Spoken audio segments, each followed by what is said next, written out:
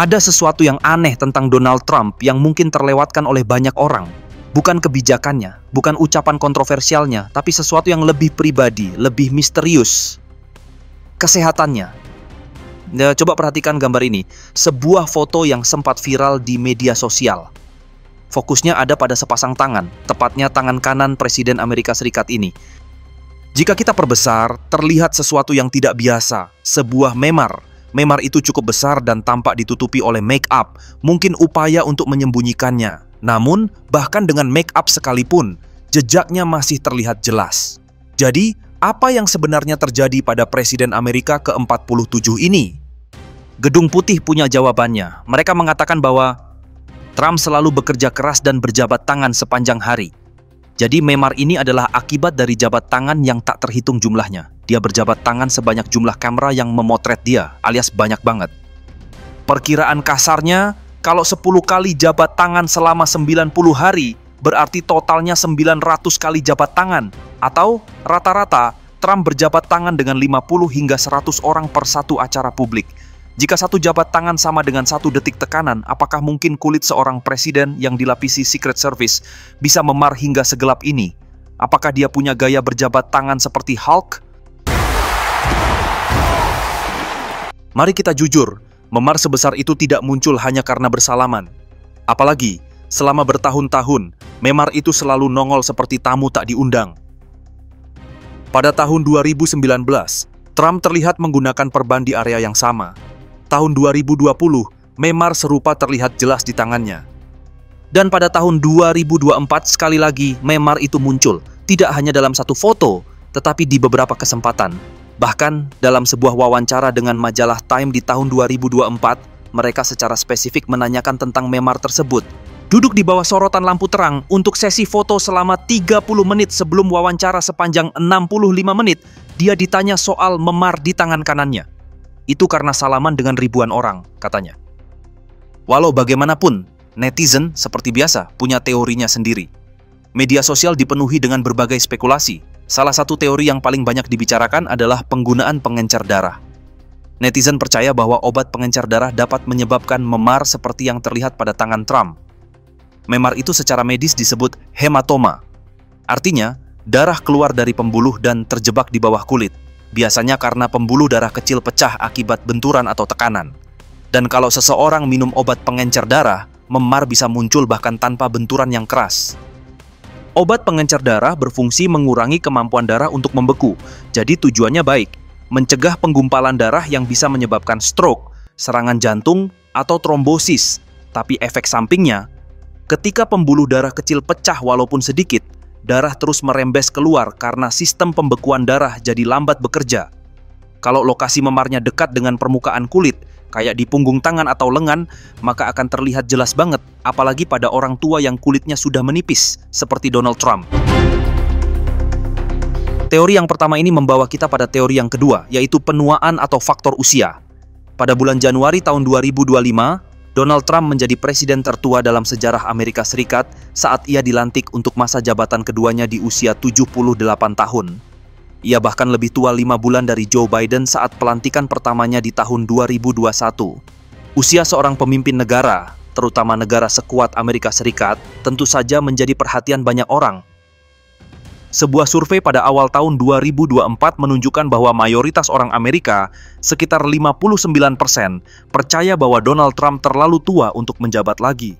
Bahkan, survei lain di tahun sebelumnya menunjukkan bahwa sekitar 51% responden merasa Trump terlalu tua untuk mencalonkan diri. Kekhawatiran ini bukannya tanpa alasan. Kita telah melihat beberapa insiden yang menimbulkan pertanyaan tentang kesehatan dan kebugaran Trump. Misalnya, pada tahun 2020, ia terlihat berjalan dengan tidak stabil menuruni ramp di Akademi Angkatan Udara Amerika dan mengalami kesulitan mengangkat gelas air ke mulutnya. Selain itu, beberapa pihak juga menyoroti gaya bicaranya yang terkadang tidak jelas dan cenderung bertele-tele. Laporan dari Dr. Sean Barbabella, dokter Gedung Putih, menyatakan bahwa Trump dalam kesehatan yang sangat baik dan sepenuhnya fit untuk menjalankan tugas sebagai panglima tertinggi dan kepala negara. Laporan tersebut mencantumkan beberapa detail fisik. Tinggi badan Trump tercatat 75 inci atau sekitar 190 cm. dan berat badannya 224 pound, sekitar 101 kg, membuatnya berada di ambang obesitas atau kegemukan. Indeks massa tubuh Trump saat ini berada di angka 28,0, yang menempatkannya dalam kategori kelebihan berat badan, turun dari 30,5 di tahun 2020.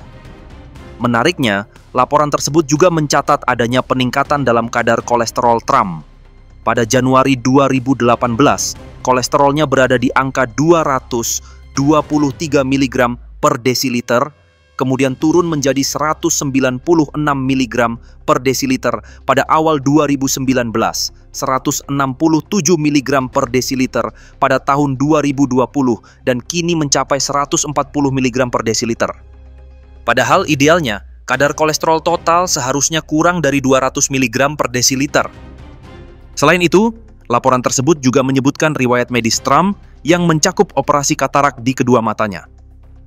Pada bulan Juli 2024, ia menjalani kolonoskopi yang menemukan polip jinak dan kondisi yang disebut divertikulosis, yaitu melemahnya dinding usus yang umum terjadi seiring bertambahnya usia. Trump juga tercatat pernah terinfeksi COVID-19 pada tahun 2020. Yang cukup meyakinkan, ia kembali lulus tes Montreal Cognitive Assessment dengan skor sempurna 30 penuh dari total 30 poin. Semua ini membawa kita ke isu yang lebih besar. Mengapa kesehatan para pemimpin dunia kerap kali menjadi misteri? Mengapa kita harus bergantung pada spekulasi di internet untuk menyadari adanya memar atau insiden kecil lainnya?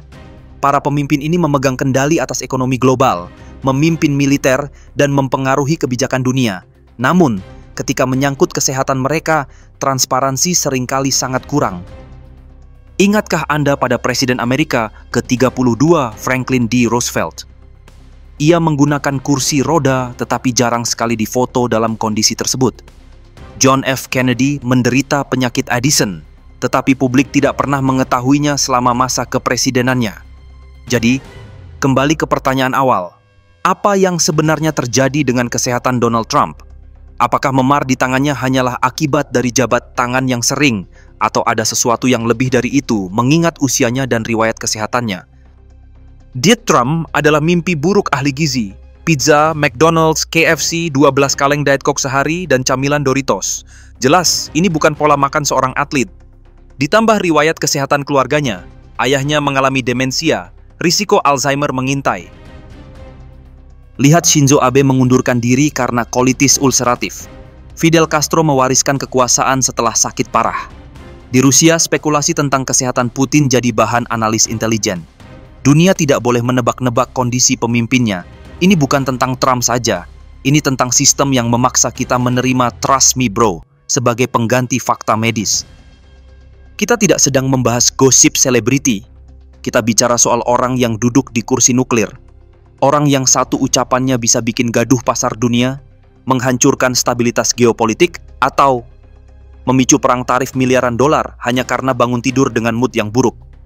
Penurunan kesehatan fisik seringkali berdampak langsung pada kemampuan kognitif, menurunkan konsentrasi, daya tahan mental, bahkan kontrol emosi. Inilah yang berbahaya, karena dari luar, Trump memang tetap tampil dengan energi khasnya. Tapi dari dalam, bisa saja ia sedang tidak sekuat yang kita lihat. Hanya karena ego dan emosi sesaat, perang dagang dengan Cina berubah jadi bumerang yang menghantam petani-petani Amerika sendiri. Kalau kini dia menghadapi tekanan lebih besar, baik dari internal partai, geopolitik luar negeri, atau bahkan kesehatannya sendiri, siapa yang bisa menjamin stabilitas keputusannya? Kalau tanganmu saja mulai lemah, Pak Trump, mungkin saatnya berhenti meninju dunia dengan tarif yang sembrono. Dunia lelah jadi penonton dari drama yang naskahnya tidak jelas, dan aktor utamanya mungkin bahkan sudah lupa jalan ceritanya.